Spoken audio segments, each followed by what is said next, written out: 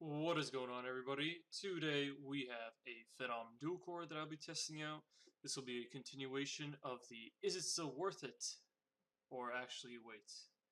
No, I don't think that's the actual title. Hold on. It's... Whoa. Oh, I should have prepared. Okay, this is bad. Is it Still Good series? There we go. So, here we have a quick Cinebench run that I'm doing. I'm not going to finish this entire Cinebench run because I do have the benchmark score already finished. It's in the bottom left if you want to check it out. We got a 151, which is pretty decent. It's definitely not, as great as some more modern CPUs or cheap Pentiums you can probably get, but it's still just a nice little synthetic reference you can use if you want.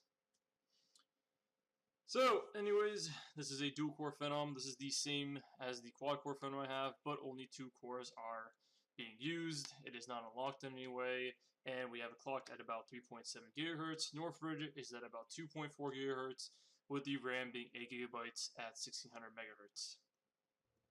Starting off with CSGO, at a 4K resolution, it was actually very playable compared to the Athlon, which was quite horrendous overall in this game with its stuttering. This was actually very much playable. I enjoyed it. One of the biggest limitations actually was my R9 270 I used, which I could probably retest this with a 780 as well, which I do have, or when I get my new GPU soon. But overall, it was very playable. Comparing it to the Athlon, much better. Comparing it to the quad-core Phenom, it was actually somewhat similar, I believe. And the reason being is because CSGO is a game that really doesn't take advantage of more than really, I think it's 2 threads with the source game. Not 100% sure about that. But it was a pretty decent experience. We do have, compared to my quad-core Phenom, I was able to clock this much higher. If you do have a quad-core Phenom that's clocked at about 3.7 GHz or higher, you're probably going to get much better performance than you're getting with this right now. And if you have a dual-core Phenom like this one, and it's clocked a lot higher, you will definitely get better performance. Once again, the 4K performance was off because of my GPU. And moving down to 720p compared to the 1080p we saw earlier, it's actually lower. That has to do with the CPU being bottlenecked at 720p, which is just great.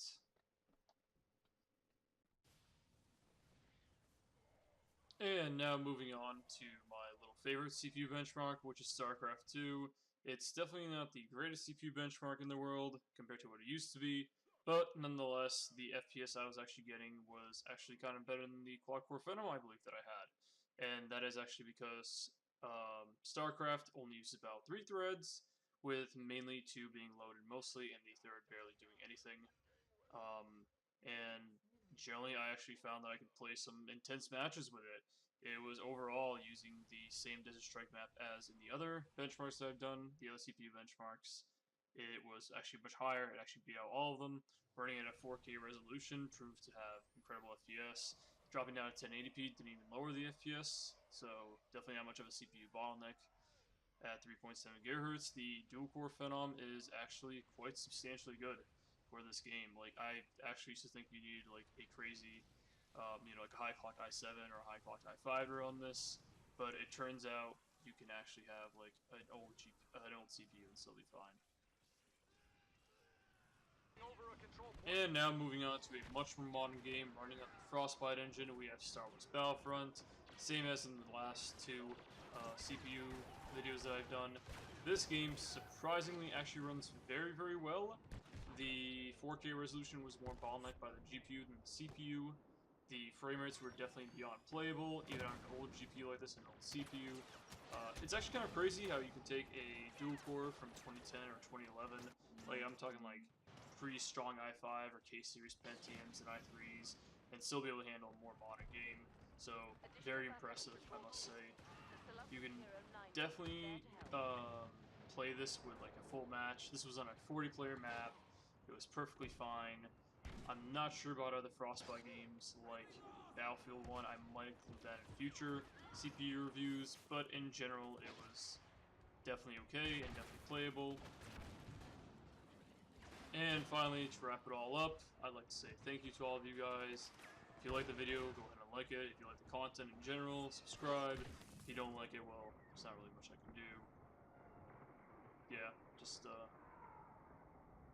yep. Anyways, I will be continuing this series.